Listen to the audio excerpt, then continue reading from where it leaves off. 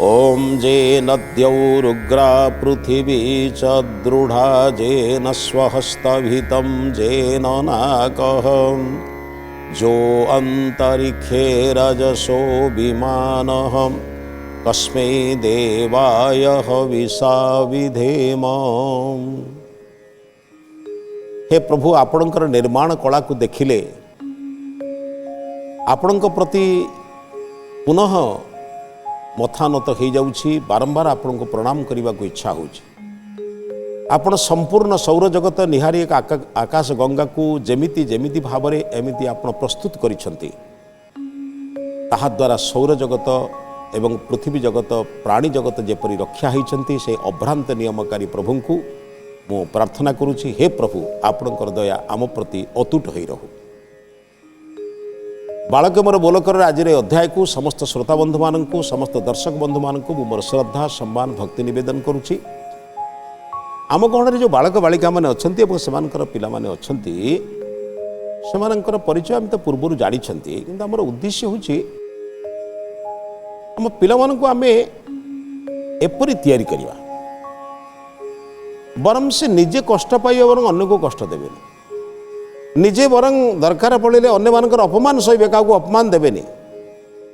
निजे दुखरे रहिबे बरं किंतु अन्य का दुख देबेनि। एइभଳି विचारधारा जेतोले रहिबो, एइभଳି चिंतन जेतोले रहिबो, आपण पिला मानक भितर गोटे चिंतन करा जिवो हबो जे अन्य मानक मु सुखरे रखिबे। हेला मते जणे के कहिदेला कोन असुविधा होछि। मते जदि के गाली दउछि मु तो गाली देले कौन लाभ हो। से तो खराब कथा कहला ता पार्टी मु से खराब कथा जब कहीदेवी ताले दुई जन भितर पार्थक्य कौन रहा। सी तो पार्टी अपशब्द प्रयोग कला, खराब शब्दटा प्रयोग कला। ये जो खराब शब्द से प्रयोग करुच्ची जदि मु से खराब शब्द प्रयोग करी ताले ता मो भितर पार्थक्य कौन। दुई जन तो सामान हो गले। से तो चाहूला मत सामान करने मुझे से आईगले तो तार विजय होगला। यही ताको शिक्षा दिंतु, यही ता भितर प्रेरणा सृष्टि करंतु।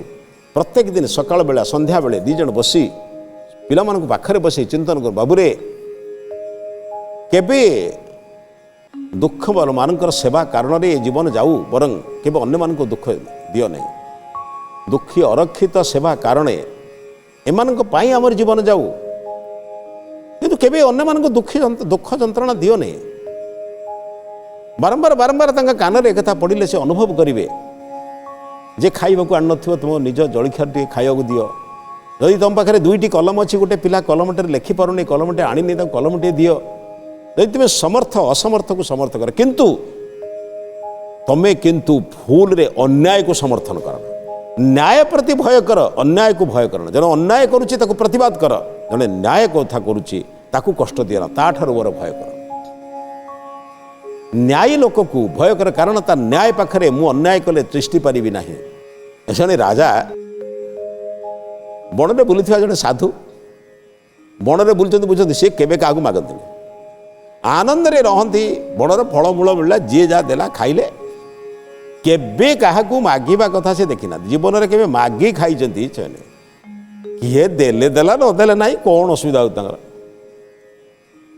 किंतु तांकर काम है रास्तार चक्रिया पंडा जमी आप देखिए एवं सब चक्रिया पंडा रास्तार कही जाती, रास्तार गीत गाई गाई जाती, लोक मैंने आणिक मुंडे दियंती। बहुत सुंदर भाव से मैंने कौन तार कारण से मैंने गोटे कथा कहती, भाई देइथिले पाई न देइथिले गोधेनु चराई।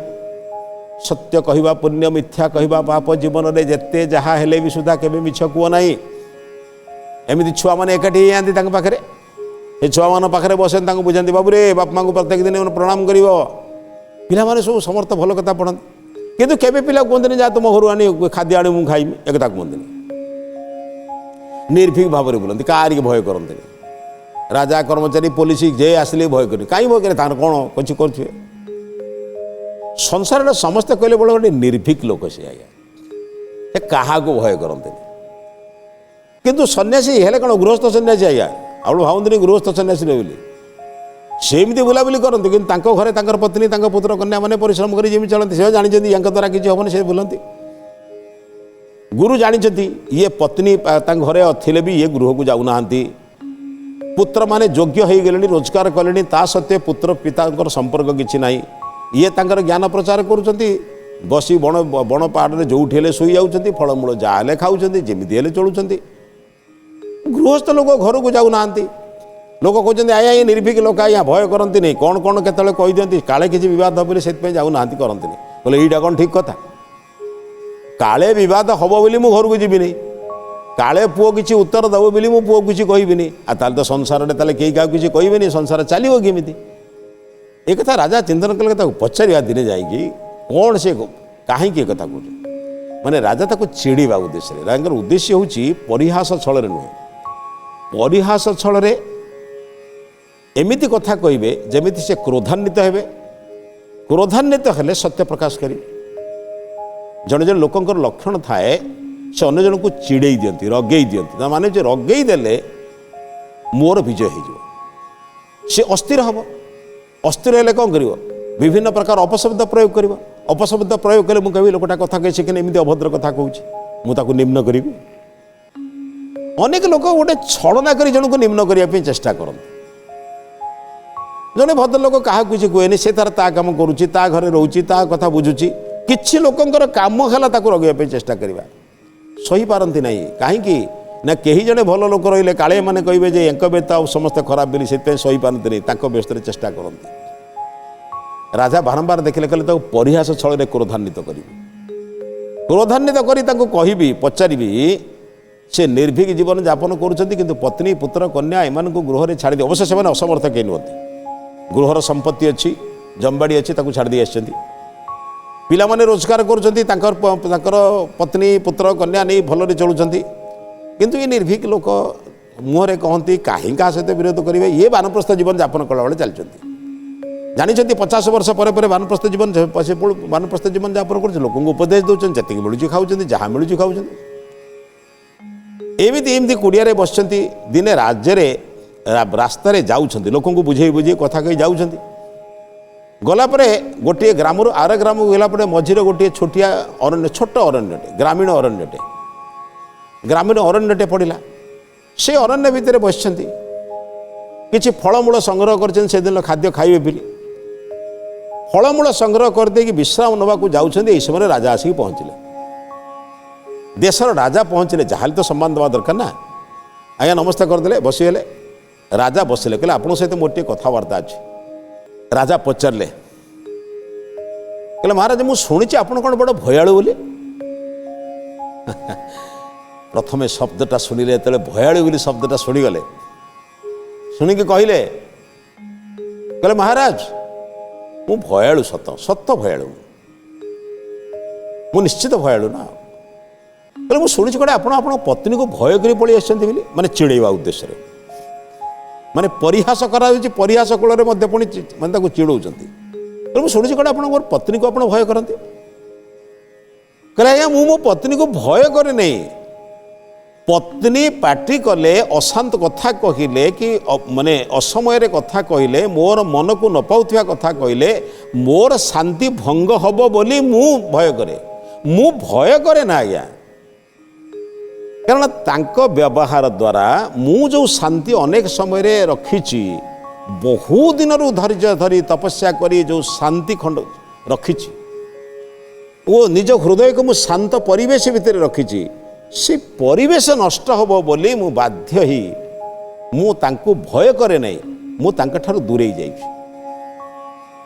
तुम भय करुच कहले आज्ञा भय करे प्रकृत आपण कथा जेकोसी लोक कहब मु भय करे किंतु मु भय करे ना मु एथिपाई नीरव अच्छी जे मोर शांति भंग हब कहले मु शुणी तुम कड़े भूत को भी भय कर कहले आज्ञा मु भूत को भय करे ना मु जानी भूत शब्दर अर्थ होची अतीत लोके भलरे जानी आज्ञा भूत भविष्यत वर्तमान जी अतीत हो गले जहाँकर शरीर आउ देखा मिल ना जी आमर स्मृति शेष होती भूत कहुए एक मुझे जानी आज्ञा अतीतर त्रुटि विच्युति मते आगामी जन्म रे काम करने सहयोग करुच्ची ये त्रुटि विच्युति करी ना कि काठर अपमान पाइबी ना केते उपकार करुच्ची मुझे भय करुच्ची आपण भावतु नहीं मुझे भय करुच्ची भूत को भय करुच्ची लोके भावती मु भूत को भय कर रात्र जाए ता नुहे भूत कथा आलोचना करुवा व्यक्ति माने अजथा मो सहित जुक्ति तर्क करी मोर शांति भंग करेंगे मते विभिन्न प्रकार प्रश्न पचारे एइथिपाई मु आज्ञा नीरव अच्छी आप भावतुनि मु भय करुच्ची बोली कहले आज्ञा कौन आपड़ कहते मु शुणुची आपण कौन आम गाँव से जो राधा माने राधाकृष्ण को बेसी भल माने भय करती माने से जने गुंडाधर लोक ताको आपण भय करते कहले आज्ञा आपण मु मानुची आपण जहाँ जहाँ कहते मु लोक पाखे कही आज्ञा मु भय करे मु जो भय करेनि बोली आपण भावतु नहीं मु ताको कहीं भय करे जानी ना सी मोर संपत्ति बाड़ी नहीं नहीं मु तार संपत्ति बाड़ी नहीं नहीं ताकू जदि मु किछि भय न करी ताठर जदि दूरे न जीवी सी कौन कर आज्ञा मो भितर संचय करिथिबा जो मोर संयमता को श्रृंखलता को सबुदिन नष्ट कर मो सार जुक्ति तर्क कर मोरी आखि आगे से अन्य मान दंड दब से दंड देले मु प्रतिवाद करी मु प्रतिवाद कले कौन हम ना परस्पर परस्पर भितर विवाद सृष्टि हम विवाद सृष्टि एमती विवाद हम जे बारंबार बारंबार जुक्ति तर्क मोर हृदय विचलित हम जहाँद्वारा कि मुझे संध्या करी पारिबिनी प्रार्थना करी पारिबिनी मु संध्या प्रार्थना करी पारिबिनी जार परिणति स्वरूप मते ही भोग करियो पड़िबो ई कष्ट कहिबारे मु चिंतन करूची आपण भावंतुनी मु ताको भय करूची बोली भय करिवार मोर बड़ भय होउची निजर शांति भंग होबा बड़ भय मो मन भितर रहूची मु अनेक समय रे साधना करी तपस्या करी जो टिके संयमता अवलंबन करी से नष्ट हो जिवो आप भावतुनि मुझे भय कर मत उत्तर आसे मु उत्तर दे पारि मत प्रत्येक कथार उत्तर दे आसे किंतु मु उत्तर देले काले मोर पुत्र कन्या मैंने मत किसी प्रत्युत्तर देदेवी कि प्रत्युत्तर देले कौन हम जो उच्चवाच हम जो पाटिमुंड हम से पाटिमुंडे बाहर थाउथिबा लोकटी शुणव कह एडे बड़ पंडित एडे बड़ विद्वान एडे बड़ साधकटीए ये शेष को यही जुक्ति तर्क करुच्ची यही जो निंदा यही जो आशंका यही जो अपमान यही भय मु आज्ञा भय करुच्ची मु भय करे ना आप भावतुनि मु भय करुच्ची बोली मु एकु भय करे ना से कहले मु शुणी तमें कौन तुमको जे प्रशंसा करे ताको तुम भय कर कहले आज्ञा आप ठीक शुणी आपण मते भावुଛନ୍ତି परिहास करी उत्तेजित करिया को आछंती मते उत्तेजित करि परिबेनी आपण कारण मु एभली अभ्यास रे परिणत हो जाइछि मु जेतबेले अन्य मानक पाखरु किछि प्रार्थना करू नाही अन्य मानकर आश्रय रे रहिबा को चाहू नाही सेतबेले लोके मते निंदा करिबा स्वाभाविक काहे जानिछंती मु मोर कर्तव्य त्रुटि करिनी मोर पुत्र कन्या मानकू पाठ पढ़ेबा योग्य करेबारे जहाँ आवश्यक मु ताहा करिछि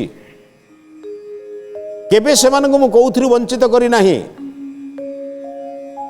तांकु सब प्रकार व्यवस्था करी पाठ पढ़ेई सेमाने जेतबेले रोजगार क्षम हेले मु तांकु गृहस्थ धर्म पालन करिया पई प्रवृत्त होइछि बा तांकर विवाह करिछि विवाह करि सारला परे तांकर संतान संतति जेतबेले हला सेतेबेले मु गृह त्याग करिछि मु गृह त्याग करिवार उद्देश्य होछि मु ईश्वर प्रार्थना मु गृह त्याग अन्य कोनोसी कारण करनी मु भୟରେ करि नाही राजा पचारे ताले गृह त्याग कोन पई कल गृह त्याग करी एभली वन्य जीवन अरण्य रे जीवन यापन करिबा एक वन्य पशु भली जीवन यापन करछ कोन पई से कहले महाराज मु जानिछि आपण मते प्रश्न पचारिया पूर्व मो संबंध में अनेक कथा जानिछन आपण कहतु जहाँ समस्ते कहउचंती मु ताहा करिछि भूल करिछि शास्त्र लेखाई पुत्रर पुत्र हेले बा पुत्रर संतान संतति हेले पिता गृह त्याग करी कहीं ना समाज रे अनेक लोकंकु अज्ञान रे पड़िथा लोकंकु ज्ञान प्रदान करबा पई प्रयत्न करिवे जदि वयस्क लोक माने दुई प्रकार ज्ञान तांके पाखरे अछि प्रत्यक्ष ज्ञान परोक्ष ज्ञान पुस्तक रे पढ़िथिबा ज्ञान 25 वर्ष आश्रम रे पढ़िले गृहस्थ 25 वर्ष रे रही निजर विद्या को प्रयोग कले पुत्र उपरे पत्नी उपरे पति उपरे प्रयोग कले सही वानप्रस्थी और वानप्रस्थिनी माने जदि समाज रे कल्याण करिबा पई गृहस्थ मानकु शिक्षा देबा पई विभिन्न ग्राम भ्रमण न करिवे विभिन्न गृहस्थ मानकर जीवन को न जीवे तले सेमानकु मार्ग को आनिबो किए मु ताहा ही करिछि आज्ञा मोर दुईटी पुत्र कन्या एमान को विवाह कन्या विवाह योग्य पर मुझे विवाह कर दी उपयुक्त पात्र रे मोर दुई पुत्र मान को गृहस्थ कर सारा ସେମାନଙ୍କର ସନ୍ତାନ ସନ୍ତତି ଯେତେବେଳେ ହେଲା ମୁଁ ସେତେବେଳେ ଗୃହ ତ୍ୟାଗ କରିଛି। ଗ୍ରାମର ବାହାରେ ଯେତେବେଳେ କୁଡ଼ିଆ କରିକି ରହୁଛି, କାଳେ ଏ ଲୋକମାନେ ଭାବିବେ ଯେ ଆମଠାରୁ ମାଗି ଖାଇବାକୁ ବୋଧେ ଇଏ ଗୃହ ତ୍ୟାଗ କରି ଆସିଛି, ସେଥିପାଇଁ ମୁଁ ଉପଦେଶ ଦେବା ପରିବର୍ତ୍ତେ କାହାଠାରୁ କିଛି ମଧ୍ୟ ପ୍ରତିଦାନ ଆଶା କରିନାହିଁ। ଆପଣ ମୋତେ କୁହନ୍ତୁ, ପ୍ରଶଂସାକୁ ଯେଉଁ ଭୟ କରୁଛି, ଆପଣ କହିଲେ ଠିକ୍ କହୁଛନ୍ତି। ମୁଁ ନିନ୍ଦାକୁ ସ୍ୱାଗତ କରୁଛି, ପ୍ରଶଂସାକୁ ଭୟ କରେ। କାହିଁକି ନା ପ୍ରଶଂସା କଲେ ମୁଁ ଯେଉଁ କାମ କରୁଛି ସେଥିରେ କାଳେ ବାଧା ସୃଷ୍ଟି, ଭାବିବି ମୁଁ ବହୁତ କାମ କରିଦେଣି, ଲୋକମାନେ ମୋତେ କେଡ଼େ କେଡ଼େ ପ୍ରଶଂସା କରୁଛନ୍ତି, ଆଉ ମୁଁ କାହିଁ କାମ କରିବି ଆଜ୍ଞା। ପ୍ରଶଂସା ଦ୍ୱାରା ମନୁଷ୍ୟର କର୍ମ କରିବାର ପ୍ରବୃତ୍ତି କମିଯାଏ। ପ୍ରଶଂସା ବାହାରେ କରନ୍ତୁ, ବାହାର ଲୋକଠାରୁ ଶୁଣନ୍ତୁ, କିନ୍ତୁ ବ୍ୟକ୍ତି ସମ୍ମୁଖରେ ପ୍ରଶଂସା ନ କରୁ। ଆଉ ଏ ସମ୍ମୁଖରେ ପଡ଼ୁଥିବା ପ୍ରଶଂସା ଲୋକଙ୍କୁ ମୁଁ ଭାରି ଭୟ କରେ ଆଜ୍ଞା। କାହିଁ ଜାଣିଛନ୍ତି ନା ଆଜ୍ଞା, ସମ୍ମୁଖରେ ପ୍ରଶଂସା କରୁଥିବା ବ୍ୟକ୍ତି ଗୁଡ଼ିକ ମୋର କର୍ମ କରିବାର ଶୈଳୀରୁ ମୋତେ ବଞ୍ଚିତ କରୁଛନ୍ତି। ମୁଁ ଯେଉଁ ପ୍ରଚେଷ୍ଟାରେ ପ୍ରଯତ୍ନରେ କାମ କରୁଛି, ଆପଣ ଅନ୍ୟମାନଙ୍କଠାରୁ ଶୁଣୁଛନ୍ତି, ଦେଖୁଛନ୍ତି। ଆପଣ ଦେଶର ରାଜା, ମୁଁ ଆପଣଙ୍କୁ ଉତ୍ତର ନଦେଲେ ମୁଁ ଅପରାଧୀ ହେବି। ଆପଣଙ୍କ ପାଖରେ କ୍ଷମତା ଅଛି, ଆପଣଙ୍କୁ କହିବାର ଅଧିକାର ଆପଣଙ୍କର ଅଛି, ଆପଣ ମୋତେ କହିବାର ଅଧିକାର ଅଛି, ଆପଣ ମୋ ଠାରୁ ଶୁଣିବାର ଅଧିକାର ଅଛି। ମୁଁ ଆପଣଙ୍କୁ ସେୟା ଶୁଣାଉଛି। ମୁଁ ପ୍ରାତଃକାଳରେ ଉଠେ ଈଶ୍ୱରଙ୍କୁ ପ୍ରାର୍ଥନା କରେ, ପ୍ରଭୁ ମୋର ପ୍ରଜାବର୍ଗ, ମୋର ଭାଇ ବନ୍ଧୁ କୁଟୁମ୍ବ ସମସ୍ତେ ଭଲରେ ରୁହନ୍ତୁ। ମୁଁ କେବଳ ମୋ ପରିବାର ପାଇଁ ପ୍ରାର୍ଥନା କରେ ନା, ମୁଁ ପ୍ରାର୍ଥନା କରେ ସର୍ବେ ହୁଅନ୍ତୁ ସୁଖିନ, ସର୍ବେ ସନ୍ତୁ ନିରାମୟା, ସର୍ବେ ଭଦ୍ରାଣୀ ପଶ୍ୟନ୍ତୁ, ମା କଶ୍ଚିତ୍ ଦୁଃଖ ଭାଗ ଭବେତ୍। ମୁଁ ସମସ୍ତଙ୍କ ମଙ୍ଗଳ ପ୍ରାର୍ଥନା କରେ। ତାପରେ ବାହାରେ ବଣର ଫଳମୂଳ ଯାହା ଅଛି ଖାଏ, କାହାକୁ ମାଗେ ନା, କିଏ ଦେଲେ ମନା କରେ ନାହିଁ, କିନ୍ତୁ ନଦେଲେ ମଧ୍ୟ ମୁଁ ପ୍ରାର୍ଥନା କରି ନାହିଁ। କାରଣ ପରମାତ୍ମାଙ୍କର ଅସୀମ ଏହି କୃପା ଯେ ମୋତେ କେଉଁଦିନ ଉପବାସ ରହିନି, ସବୁଦିନେ କିଛି ନା କିଛି ମୁଁ ଖାଇଛି। କିଛି ନହେଲେ ବଣର ଫଳମୂଳ ଖାଇଛି। ଅନେକ ଲୋକ ମୋତେ ଖାଦ୍ୟ ଯାଚିଛନ୍ତି, ଅନେକ ଲୋକଙ୍କର ଉତ୍ସବ ସମୟରେ ମୋତେ ନିମନ୍ତ୍ରଣ କରିଛନ୍ତି, ତେଣୁ ସେଥିରେ ମୋର କିଛି ଅସୁବିଧା ହେଇନି। କିନ୍ତୁ ମୁଁ ଲୋକଙ୍କୁ ସର୍ବଦା ପରାମର୍ଶ ଦେଇଛି। ଗୃହସ୍ଥ ଜୀବନରେ ଯେଉଁମାନଙ୍କର କଷ୍ଟ ଅନୁଭବ କରୁଛନ୍ତି ସେମାନଙ୍କୁ ଦେଇଛି। ଆଉ ମୁଁ ମାନୁଛି, ମୋତେ ଯେଉଁମାନେ ପ୍ରଶଂସା କରନ୍ତି ମୁଁ ସବୁବେଳେ ଭୟ କରେ। ଆପଣ ଯେଉଁ ବାରମ୍ବାର ମୋତେ କହିଲେ ପତ୍ନୀକୁ ଭୟ କରେ, ମୁଁ ଭୟ କରୁନି, କେବଳ ମୋର ଶାନ୍ତି ଭଙ୍ଗ ହେବ ବୋଲି ଚିନ୍ତନ କରୁଛି। ଆପଣ କହିଲେ ପୁତ୍ରକନ୍ୟାକୁ ମୁଁ ଭୟ କରେ, ତାହା ନୁହେଁ। ପୁତ୍ରକନ୍ୟା ମୋର ଆଦର୍ଶ ବିଚ୍ୟୁତ ହେଇ ଯେତେବେଳେ ଅନାଦର୍ଶ କାମ କରନ୍ତି ମୁଁ ବିରୋଧ କରେ। ବିରୋଧ କରିବା ଭିତରେ ଆମ ଭିତରେ ଯେଉଁ ଦ୍ୱନ୍ଦ୍ୱ ସୃଷ୍ଟି ହୁଏ, ମୋର କଥା କଟାକଟି, କାଳେ ମୋ ପିଲା କାଟି ଦେଇ ସାରିଲା ପରେ ବଡ଼ ପାଟିରେ ପାଟି କଲେ ମୁଁ କ୍ରୋଧାନ୍ୱିତ ହେଇ ବଡ଼ ପାଟିରେ ପାଟି କରିବି। ଏହାଦ୍ୱାରା ସେମାନଙ୍କର ନିନ୍ଦା ହେବନି, ନିନ୍ଦା ମୋର ହେବ। କାହିଁକି ନା ମୁଁ ଅନ୍ୟମାନଙ୍କୁ ପରାମର୍ଶ ଦେଉଛି।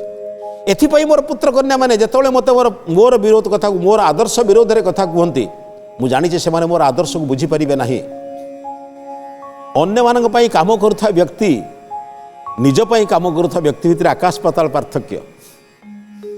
ସଂସାରରେ ସମସ୍ତେ ଭାବନ୍ତି ମୋର ପୁତ୍ରକନ୍ୟାମାନଙ୍କ ପାଇଁ ମୁଁ ପଇସା ରଖିବି, ଘର ସଂସାର କରିବି, ଆଉ ମୋର କିଛି କାମ ନାହିଁ। କିନ୍ତୁ ଯେଉଁମାନେ ଗୃହତ୍ୟାଗ କରି ସମାଜରେ କାମ କରନ୍ତି, ସମାଜରେ ସେଇମାନେ ମହାତ୍ମା ହେଇଛନ୍ତି। ସେଇ ମହାତ୍ମାମାନଙ୍କର ମାର୍ଗକୁ ମୁଁ ଅନୁସରଣ କରୁଥିଲା ବେଳେ ମୋର ପୁତ୍ରକନ୍ୟାମାନେ ଯେତେବେଳେ ନିଜର ଘର କଥା ଚିନ୍ତନ କରୁଛନ୍ତି, ନିଜ ବ୍ୟତୀତ ଆଉ କାହାରି କଥା ଚିନ୍ତନ କରୁନାହାନ୍ତି, ସେତେବେଳେ କ'ଣ ମୋର ତାଙ୍କର କିଛି ମତଭେଦ ହୁଅନ୍ତାନି? ଆଉ ମତଭେଦ ବେଳେ ମୁଁ ଯେଉଁ ଭୟ କରି ତାଙ୍କୁ ଭୟ କରୁଛି, ଆପଣ କହୁଛନ୍ତି, ଆପଣ ସତ୍ୟ କହୁଛନ୍ତି। ମୁଁ ଭୟ ଏଇଥିପାଇଁ କରୁଛି ଯେ ଲୋକେ ମୋତେ ନ କୁହନ୍ତୁ ଯେ ଅନ୍ତତଃ ପକ୍ଷେ ପୁତ୍ରକନ୍ୟାମାନଙ୍କର ଯୁକ୍ତିତର୍କ ଦ୍ୱାରା ଇଏ ଭୟ କରି ଘରୁ ଛାଡ଼ିଦେଲେ। ତୃତୀୟ, ଆପଣ କହିଲେ ମୁଁ ଭୂତକୁ ଭୟ କରେ ବୋଲି। ଭୂତକୁ ଭୟ କରିବା ବଡ଼ କାରଣ ଯେ ଭୂତ ଶବ୍ଦର ଅର୍ଥ ଅତୀତ। ଅତୀତ ମୋତେ ବହୁତ ଶିକ୍ଷା ଦେଇଛି ଆଜ୍ଞା। ଜୀବନରେ କେଉଁଠି ତ୍ରୁଟି ବିଚ୍ୟୁତି ଟିକେ କରିଦେଇଥିଲି, କେତେ ଲୋକ ମୋତେ କେତେ କଥା କହିଛନ୍ତି। କେଉଁଦିନ କେଉଁଠି କ'ଣ ଟିକେ ଭୁଲ କରିଥିଲେ ଲୋକ ମୋତେ ବର୍ତ୍ତମାନ ପର୍ଯ୍ୟନ୍ତ ଉଦାହରଣ ଦେଉଛନ୍ତି, ଅମୁକ ଦିନ ସେ ଚୋରି କରିଥିଲା, କେଉଁ ଭଲ ଲୋକଟା, ଆଜି ପର୍ଯ୍ୟନ୍ତ କାହିଁ ଲୋକ ଭୁଲି ନାହାନ୍ତି। ଦିନେ ମୁଁ ଚୋରି କରିଥିଲି, କିନ୍ତୁ ସେ ଲୋକ ମୋତେ ସବୁଦିନେ କହୁଛନ୍ତି ଆଜ୍ଞା। ମୁଁ କମ୍ ଶିକ୍ଷା ପାଉଛି ଆଜ୍ଞା।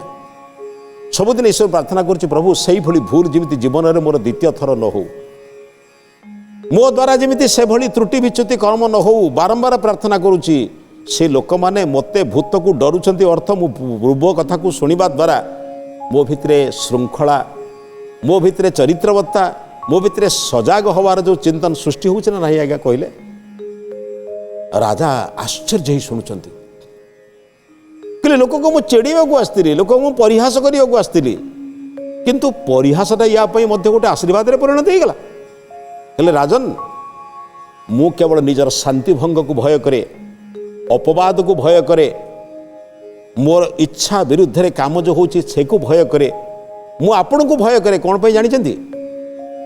ना काले राजा भाव में आपण मते कौन काम कर सुजोग देवे ना यही दृष्टि भय करे मु समस्त को भय करे अर्थ ईश्वर को भय करने सहित ईश्वर गुण जे विरोधी मुझे भय करे और ईश्वर गुण मो भितर अथिबारु मु केबे मोर शांति भंग हो कि मते अशांति भितर रहिबा को पड़ू मोर धैर्य हानि हो सब दृष्टिकोण रे मान को मु भय करे किंतु मु प्रकृत निर्भय भाव में जीवन यापन करे कहीं परमात्मा जार सहाय से भय करबा काहाकू एड़े बड़ लोक जार बंधु मु कहीं भय करी आज छोटिया छोटिया लोक जार बंधु बड़ बड़ सरपंच कि बड़ बड़ जड़े एमएलए कि एमपी जार बंधु सी जदि भय करूनी ईश्वर जार बंधु मु कहीं भय करी आम समस्ते प्रार्थना करुचे तुमेव माता च पिता तुमेव तुमेव बंधुश्च सखा तुमेव तेणु ईश्वर मोर बंधु मु भय करेनि आज्ञा केवल अपवाद को निंदा को यहीगुड़िक भय करे आपण मते परामर्श देथिबारु आहुरी मोर शक्ति सामर्थ्य बढ़िला आपण आशीर्वाद आपण सहयोग रहिले मु एही भली परोपकार काम अधिक करि परिबि। राजा नम्र भाव में साधु को प्रणाम करी राजबाटी को विदाय नेले साधु मध्य कार्य करिबारे अग्रसर हेले। ए विचार सहित आज अध्याय को समाप्त करुछु। ए अध्याय को समाप्त करने पूर्व आज महत्वाणी संपर्क में चिंतन करवा। जदि भय करिवार अछि ताले निंदा को कुकार्य को भय कर कारण जीवन सारा संचय करिथिबा भल गुण रे जदि टिकिए कुकर्म मिसिଯିब ताले जीवन सबू भल काम गुड़िक नष्ट हो खराब कर्म को भय करंतु जीवन को सुसज्जित करंतु। ए विचार सहित आज अध्याय को समाप्त करुछि। समस्त को नमस्कार।